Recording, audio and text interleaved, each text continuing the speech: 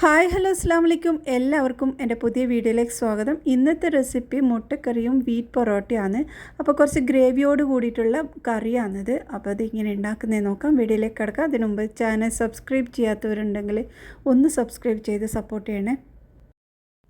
അപ്പോൾ ഇതാ നമ്മുടെ മുട്ടക്കറി ഉണ്ടാക്കാൻ വേണ്ടി ഞാനിത് പാനിലോട്ട് കുറച്ച് ഓയിൽ ഒഴിച്ചു കൊടുത്ത് അതിലേക്ക് 1 ടീസ്പൂൺ പെരിഞ്ജീരകം, ഒരു വലിയ സവാളയും പിന്നെ ഇതാ ഒരു തക്കാളിയും ചേർത്ത് കൊടുത്ത് ഒന്ന് നന്നായിട്ടൊന്ന് ഇളക്കിയെടുക്കാം. അപ്പോൾ ഇത് വഴറ്റുന്ന ഈ ഒരു സമയത്ത് തന്നെ ഇതിലേക്ക് ഓരോ ടീസ്പൂൺ വീതം ഇഞ്ചിയും വെളുത്തുള്ളിയും ചേർത്ത് കൊടുത്തിട്ടുണ്ട്. ഇതും കൂടി ചേർത്തിട്ടാണ് നമ്മളിതൊന്ന് നന്നായിട്ടൊന്ന് ഇളക്കിയെടുക്കേണ്ടത്. അപ്പോൾ ഈ തക്കാളിയൊക്കെ വെന്ത് അതിൻ്റെ തൊലിയെല്ലാം ഒന്ന് ഇളകുന്ന അത്രയും വരെ നമ്മളിതൊന്ന് വേവിച്ചെടുക്കണം. അപ്പോൾ ഇത് റെഡി ആയിട്ടുണ്ട്. ഇനി നമ്മൾക്കൊന്ന് ഫ്ലെയിം ഓഫാക്കി ചൂടാറാൻ വെക്കാം. ചൂടാറിയ ശേഷം മിക്സിയുടെ ചെറിയ ജാറിലോട്ടിട്ട് ഒന്ന് അരച്ചെടുക്കാം. അപ്പോൾ ഇത് റെഡി ആയിട്ടുണ്ട്. ഇനി ഇത് മാറ്റി വെക്കാം. ഇനി നമ്മൾ ഈ ഒരു മുട്ട ഒന്ന് പുഴുങ്ങിയെടുക്കുക. പുഴുങ്ങുന്ന സമയത്ത് ഇങ്ങനെ ഒന്ന് ശ്രദ്ധിച്ചാൽ നമുക്ക് ഇതിൻ്റെ തോടെല്ലാം പെട്ടെന്ന് ഇളക്കി കിട്ടും, കേടുകൂടാതെ. അപ്പോൾ ഇതിൽ ഉപ്പിട്ടിട്ടുണ്ട്. ഈ വെള്ളത്തിലേക്ക് ഉപ്പും കുറച്ച് കൂടുതൽ തന്നെ വിനീഗർ ഒഴിക്കണം. അങ്ങനെയാണ് നമ്മളിത് വേവിച്ചെടുക്കേണ്ടത്. അപ്പോൾ ഇതാ വെന്തിട്ടുണ്ട്. വെന്തതിന് ശേഷം നമ്മൾ ഇതൊന്ന് നന്നായിട്ടൊന്ന് അടിച്ചെടുക്കണം. ഒന്നെങ്കിൽ ഇതുപോലെ ചെയ്യണം, അല്ലെങ്കിൽ ഈ പാത്രത്തിലുള്ള വെള്ളം മുഴുവനും കളഞ്ഞതിന് ശേഷം ഇതുപോലെ ചെയ്താലും മതി കേട്ടോ. ഇതൊക്കെ ചെയ്യേണ്ടത് നന്നായിട്ട് വെന്തതിന് ശേഷമാണ്. മുട്ട പാകത്തിന് വെന്തെങ്കിൽ മാത്രമേ ഇതുപോലെ ചെയ്യാവൂ, അല്ലെങ്കിൽ ഫുള്ളായിട്ട് പൊട്ടിപ്പോകും കേട്ടോ. അപ്പോൾ ഇത് റെഡി ആയിട്ടുണ്ട്. ഇനി നമുക്കിതിലേക്ക് കുറച്ചുകൂടെ വെള്ളം ഒഴിച്ച് കൊടുക്കാം. അപ്പോൾ തണുത്ത വെള്ളം ഇതിൽ ഒഴിച്ചിട്ടുണ്ട്, നോർമൽ വെള്ളം. ഇനി ഇത് വളരെ ഈസിയിൽ നമുക്കിത് എടുക്കാൻ പറ്റും. അപ്പോൾ ഈ ഒരു മെത്തേഡ് നിങ്ങൾ ചെയ്ത് നോക്ക്.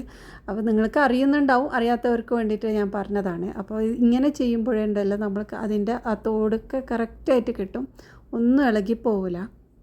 പിന്നെ ഇത് ചൂടാറാനൊന്നും നിൽക്കേണ്ട ആവശ്യമില്ല. ചൂടോട് കൂടിയിട്ട് തന്നെയാണ് കേട്ടോ ഞാനിതൊക്കെ ചെയ്യുന്നത്. അപ്പോൾ ഇത് റെഡി ആയിട്ടുണ്ട്. ഇനി മുട്ടയിലോട്ട് എല്ലാ ഭാഗത്തും ഇതുപോലെ ഒന്ന് വരയിട്ട് കൊടുക്കാം. ഇനി പാനിലോട്ട് 1 ടേബിൾ സ്പൂൺ എണ്ണ ഒഴിച്ചിട്ടുണ്ട്. ഇതിലേക്ക് ഒരു കഷ്ണം പട്ട, 3 കറാമ്പൂ, പിന്നെ ഒരു ഏലക്ക ഇട്ടിട്ടുണ്ട്. ഏലക്ക കൂടുതൽ ഇടേണ്ട, ഒരെണ്ണം ഒന്ന് ജസ്റ്റ് ഒന്ന് പൊട്ടിച്ചിടുക. ഇനി ഇതിലേക്ക് നമ്മൾ ഈ ഒരു മുട്ടയും കൂടി ചേർത്ത് കൊടുക്കാം. ഇനി നന്നായിട്ടൊന്ന് ഇളക്കിയെടുക്കാം. മുട്ടൻ്റെ കളർ ജസ്റ്റ് ഒന്ന് മാറിയ സമയത്ത് നമുക്കിതിലേക്ക് മസാല ഇടാം. അപ്പോൾ ഇതൊന്ന് ജസ്റ്റ് ഒന്ന് ഫ്രൈ പോലെ ആവണം. അപ്പോൾ ഇതിലേക്ക് 1/4 ടീസ്പൂൺ മഞ്ഞൾപ്പൊടിയും 1/2 ടീസ്പൂൺ മുളക് പൊടിയും കൂടി ചേർത്ത് കൊടുത്തിട്ട് നന്നായിട്ടൊന്ന് ഇളക്കിയെടുക്കുക. എല്ലാ ഭാഗത്തേക്കും ഒന്ന് മസാല ആക്കി കൊടുക്കാം. അപ്പോൾ ഇങ്ങനെ ചെയ്യുമ്പോൾ ഈ നമ്മൾ ഇട്ട് കൊടുത്ത ഈ മുളകും മഞ്ഞളും ഒന്നും കരിഞ്ഞു പോവാതെ നല്ല രീതിയിൽ അതിലിങ്ങനെ പിടിച്ചിരിക്കും. അപ്പോൾ ഇതുപോലെ ആയിട്ടുണ്ട്. ഇതിലേക്ക് കുറച്ച് മല്ലിയിലയും കൂടി കൊടുത്ത് ഒന്നും കൂടെ ഒന്ന് ഇളക്കിയെടുക്കാം. അപ്പോൾ നമ്മുടെ മുട്ട ഇവിടെ റെഡി ആയിട്ടുണ്ട്. ഇനി നമുക്കിത് കോരി മാറ്റാം.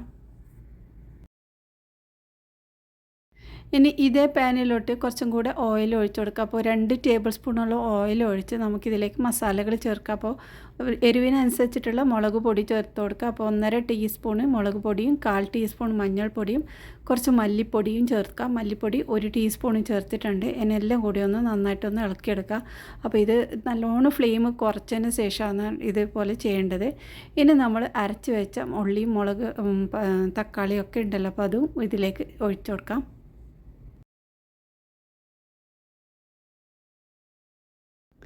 ഇനി ഇത് നന്നായിട്ടൊന്ന് ഇളക്കിയെടുത്ത് ഇതിൻ്റെ എല്ലാം എണ്ണയൊക്കെ തെളിയുന്നത് വരെ നമ്മളിതുപോലെ ഒന്ന് ഇളക്കിയെടുക്കണം. അപ്പോൾ ഈ ഒരു സമയത്ത് ഞാനിതിലേക്ക് കുറച്ച് ബട്ടറും കൂടി ചേർക്കുന്നുണ്ട്. നിങ്ങളുടെ കയ്യിലുണ്ടെങ്കിൽ അതും കൂടി ചേർക്കാം കേട്ടോ. അപ്പോൾ നല്ലൊരു സ്മെല്ലായിരിക്കും കറിക്ക്. അപ്പോൾ ഇവിടെ ഞാൻ 1 ടേബിൾ സ്പൂൺ ബട്ടർ ഇട്ടിട്ടുണ്ട്.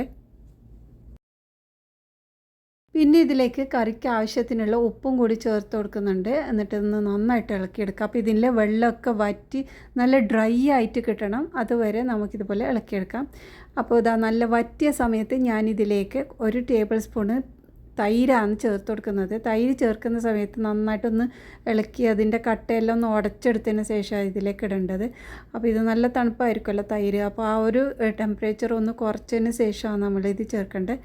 പിന്നെ ഒരു പിഞ്ചോളം കസൂരി മേത്തിയും കൂടി ചേർത്തിട്ടുണ്ട്. എല്ലാം കൂടി നന്നായിട്ടൊന്ന് ഇളക്കിയെടുക്കാം.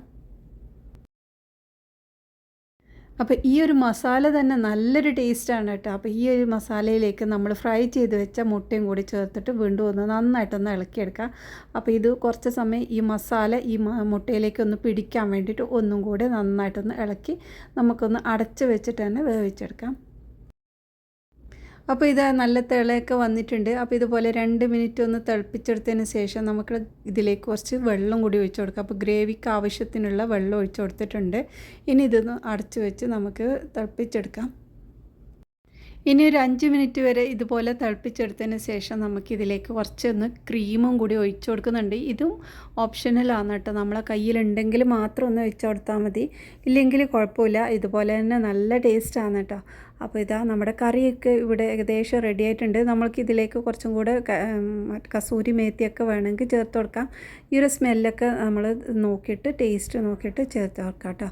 അപ്പോൾ ഇതിലേക്ക് ലാസ്റ്റായിട്ട് ഞാൻ കുറച്ച് മല്ലിയിലയും കൂടി ചേർത്തിട്ടുണ്ട്. അപ്പോൾ ഇതാ നമ്മുടെ കറി ഇവിടെ റെഡി ആയിട്ടുണ്ട്. അപ്പോൾ ഇതാ നമ്മുടെ ഗോതമ്പ് പൊറോട്ട ഉണ്ടാക്കാൻ വേണ്ടി ഇതിലേക്ക് 1.5 കപ്പ് ആട്ട എടുത്തിട്ടുണ്ട്. അതിലേക്ക് പാകത്തിനുള്ള ഉപ്പ് ചേർത്ത് കൊടുത്ത് നന്നായിട്ടൊന്ന് ഇളക്കിയെടുക്കാം. ഇളക്കിയെടുത്തതിന് ശേഷം നമുക്കിതിലേക്ക് കുറച്ച് ഓയിലൊന്ന് ചേർത്ത് കൊടുക്കാം. 3 ടേബിൾ സ്പൂൺ ഓയിൽ ഒഴിച്ച് കൊടുത്തിട്ടുണ്ട്. ഇനി എല്ലാം കൂടി നന്നായിട്ടൊന്ന് കൈ കൊണ്ടൊന്ന് മിക്സാക്കി എടുക്കാം. എല്ലാ ഭാഗത്തും ഒന്ന് നന്നായിട്ട് എടുക്കാൻ വേണ്ടിയിട്ട്. ഇനി ഇതിലേക്ക് നമുക്ക് പാകത്തിനുള്ള വെള്ളം കൂടി ഒഴിച്ച് നന്നായിട്ടൊന്ന് കുഴച്ചെടുക്കാം. അപ്പോൾ വെള്ളം ഒഴിക്കുമ്പോൾ ഒന്നിച്ച് ഒഴിക്കാതെ കുറേശ്ശെ ഒഴിച്ചിട്ട് വേണം കുഴച്ചെടുക്കാൻ. ഇവിടെ എനിക്ക് 1/2 കപ്പ് മാത്രമാണ് വേണ്ടി വന്നത്. അപ്പോൾ ഓരോ ആട്ടയ്ക്ക് അനുസരിച്ചിട്ടായിരിക്കും വെള്ളത്തിൻ്റെ കണക്ക്.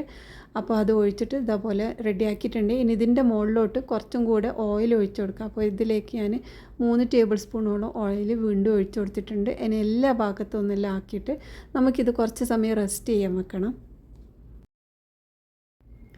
ഏകദേശം 1/2 മണിക്കൂർ തന്നെ ഞാനിത് റെഡിയാക്കി വെച്ചിട്ടുണ്ട്. അപ്പോൾ ഇത് ഞാൻ ഫസ്റ്റ് ആക്കിയതാണ് കേട്ടോ. അപ്പോൾ എന്നിട്ടാണ് നമുക്ക് കറി ഉണ്ടാക്കിയത്. അങ്ങനെ ചെയ്യുമ്പോൾ നമുക്ക് കറക്റ്റ് ആ ടൈം അഡ്ജസ്റ്റ് ആയി കിട്ടും. അപ്പോൾ ഇത് 1/2 മണിക്കൂറിന് ശേഷം ഞാൻ വീണ്ടും എടുത്ത് നന്നായിട്ട് ഈ ഒരു ഓയിലിൽ ഇതുപോലെ കുഴച്ചെടുക്കാമെന്ന്. അപ്പോൾ കുഴച്ച് ആ ഒരു എണ്ണയൊക്കെ അത് വലിച്ച് കുടിക്കുന്ന വിധത്തിലാണ് നമ്മളിത് ഇനി കുഴച്ചെടുക്കേണ്ടത്. അപ്പോൾ ഇത് നമ്മൾ നല്ലൊരു ഹാർഡായിട്ടല്ല, ചപ്പാത്തി പോലെ അത്ര ഹാർഡാകുന്നില്ല. പിന്നെ നമ്മൾ ഹോട്ടലിൽ നിന്ന് വാങ്ങുന്ന പൊറോട്ട പോലെ ആ ഒരു ഹാർഡൊന്നും ഇല്ല കേട്ടോ നമുക്ക് ഈ ഒരു പൊറോട്ടയിൽ. അപ്പോൾ ഇത് നല്ല രീതിയിൽ കുഴച്ചെടുത്തതിന് ശേഷം നമുക്ക് ഓരോ ബോൾസ് ആക്കിയിട്ട് ഇതേ പാത്രത്തിൽ തന്നെ ഇട്ട് കൊടുക്കാമെന്ന്. ഇനി ഇതിലേക്കും നമുക്ക് കുറച്ചും കൂടെ എണ്ണ ഒഴിച്ച് കൊടുക്കാം. ഇതിലേക്കും ഞാനൊരു 3-4 ടേബിൾ സ്പൂണോളം എണ്ണ ഒഴിച്ച് കൊടുത്തിട്ടുണ്ട്. എല്ലാ ഭാഗത്തും നല്ല രീതിയിൽ എണ്ണ ആയി കിട്ടണം. അപ്പോൾ ഇതുപോലെ എല്ലാ ഭാഗത്തും നന്നായിട്ട് എണ്ണ ആക്കിയ ശേഷം ഒരു 15 മിനിറ്റോളം വീണ്ടും ഒന്ന് റെസ്റ്റ് ചെയ്യാൻ വെക്കണം. അപ്പോഴാണ് എന്നിട്ട് അത് നല്ല സോഫ്റ്റായിട്ട് വരുന്നത്. പിന്നെ നമ്മൾ കൈ കൊണ്ട് തന്നെ പരത്താൻ എടുക്കാൻ പറ്റും, അങ്ങനെയും സോഫ്റ്റായിട്ട് ഉണ്ടാവും കേട്ടോ. അപ്പോൾ ഇതുപോലെ ആയിട്ടുണ്ട്. ഇനി നമ്മളിന്ന് പരത്തി ഒന്ന് ഇങ്ങനെ ലെവലാക്കി എടുക്കുക. അപ്പോൾ ഇത് നീളത്തിലാണ് കേട്ടോ പരത്തി എടുക്കുന്നത്, ഞാൻ വട്ടത്തിലല്ല. നമുക്ക് പറ്റുന്ന ഷേപ്പൊക്കെ ആക്കാം, ഇതിനുകൊണ്ട് ഒരു അതില്ല. അപ്പോൾ ഇതുപോലെ നീളത്തിൽ തന്നെ ഒന്ന് പരത്തി കൊടുത്തിട്ടുണ്ട്. നീളത്തിൽ തന്നെ പരത്തണം, അപ്പോഴാണ് നമുക്ക് ഇത് ചുറ്റിയെടുക്കാൻ എളുപ്പമാകുന്നത്. പിന്നെ നമ്മൾ ഇതിൻ്റെ മുകളിലോട്ട് കുറച്ച് ഓയിലൊന്ന് തടവി കൊടുക്കുക. ഓയിൽ എല്ലാ ഭാഗത്തും ആക്കി കൊടുത്തതിന് ശേഷം കത്തി വെച്ച് ഇതുപോലെ ഒന്ന് ലൈൻ ഇട്ട് കൊടുത്താൽ തന്നെ മതി. പിന്നെ ഇതുപോലെ ഒന്ന് എല്ലാം റെഡിയാക്കിയെടുത്തതിന് ശേഷം നമുക്കിത് ജസ്റ്റ് ഒന്ന് വലിച്ചെടുക്കാം. ഒരുപാട് വലിക്കേണ്ട, അത് പൊട്ടിപ്പോവും. പിന്നെ ഇതുപോലെ ചുറ്റിച്ചെടുത്തതിന് ശേഷം നമ്മൾ നേരത്തെ വെച്ച ആ ഒരു പാത്രത്തിലേക്ക് തന്നെ തിരിച്ച് വെക്കണം. അപ്പോൾ ഇതുപോലെ എല്ലാം റെഡിയാക്കിയ ശേഷം നമുക്കതിലേക്ക് തന്നെ വെക്കാം. അപ്പോൾ ഈ പാത്രത്തിലും കുറച്ച് ഓയിലുണ്ട്. അപ്പോൾ ആ ഒരു ഓയിൽ തന്നെ എല്ലാ ഭാഗത്താക്കി കൊടുത്തിട്ടുണ്ട്. ഓയിലില്ലെങ്കിൽ നമുക്ക് കുറച്ചും കൂടെ ഓയിലിടണം കേട്ടോ. അപ്പോൾ അതുപോലെ ഒരു 5-10 മിനിറ്റ് വീണ്ടും റെസ്റ്റ് ചെയ്യാൻ വെച്ചതിന് ശേഷം ഞാനിതുപോലെ പരത്തിയെടുക്കുന്നുണ്ട്. അപ്പോൾ ഒരുപാട് വലിയ സൈസ് ആക്കുന്നില്ല. അപ്പോൾ നമുക്ക് വലുതാവണമെങ്കിൽ അത് പരത്തിയെടുത്താൽ തന്നെ മതി കേട്ടോ. അപ്പോൾ ഇതുപോലെ ചെറിയ പൊറോട്ടയാണ് ഞാനിവിടെ ഉണ്ടാക്കുന്നത്. അപ്പോൾ എല്ലാം പരത്തിയെടുത്തതിന് ശേഷം ചൂടായ പാനിലേക്ക് ഇട്ട് ഒന്ന് ചുട്ടെടുക്കാം. അപ്പോൾ പൊറോട്ടേൻ്റെ സൈസെല്ലാം നമ്മളെ ഇഷ്ടത്തിനനുസരിച്ച് വലുതാക്കാം കേട്ടോ. അപ്പോൾ ഇവിടെ ചെറിയ സൈസ് ആയതുകൊണ്ട് തന്നെ ഒന്നിൽ തന്നെ ഞാനിത് 3 എണ്ണമൊക്കെ വെച്ചിട്ടാണ് കേട്ടോ ചുട്ടെടുക്കുന്നത്. അപ്പോൾ എല്ലാം റെഡിയാക്കി എടുത്തിട്ടുണ്ട്. അപ്പോൾ ഈ ഒരു പൊറോട്ട ഞാൻ അടിക്കുന്നില്ല കേട്ടോ, ചൂടോടെ തന്നെ കാസറോൾ വെച്ച് ഒന്ന് അടച്ചു വെക്കാമെന്ന്. അപ്പോൾ ഇത്രയേ ഉള്ളൂ. ഇന്ന് ഈ ഒരു റെസിപ്പി നിങ്ങൾക്ക് ഇഷ്ടമായിട്ടുണ്ടാവും എന്ന് വിശ്വസിക്കുന്നു. അപ്പോൾ മുട്ടക്കറി, ഒരുപാട് ടൈപ്പുള്ള മുട്ടക്കറി ചാനലിൽ അപ്ലോഡ് ചെയ്തിട്ടുണ്ട്. മുട്ട റെസിപ്പീസ് എന്ന് പറഞ്ഞിട്ടുള്ള ഒരു പ്ലേലിസ്റ്റ് തന്നെ ആക്കിയിട്ടുണ്ട്. കാണാത്തവരുണ്ടെങ്കിൽ ഒന്ന് കണ്ടു നോക്ക്. അപ്പോൾ ഇന്നത്തെ ഈ റെസിപ്പി നിങ്ങൾക്ക് ഇഷ്ടമായിട്ടുണ്ടെങ്കിൽ ഒന്ന് ലൈക്ക് ചെയ്യാനും ഷെയർ ചെയ്യാനും സബ്സ്ക്രൈബ് ചെയ്യാനും മറക്കല്ല കൂട്ടുകാരെ. ഇനി അടുത്ത നല്ല റെസിപ്പിയുമായി വീണ്ടും വരാം. ബൈ.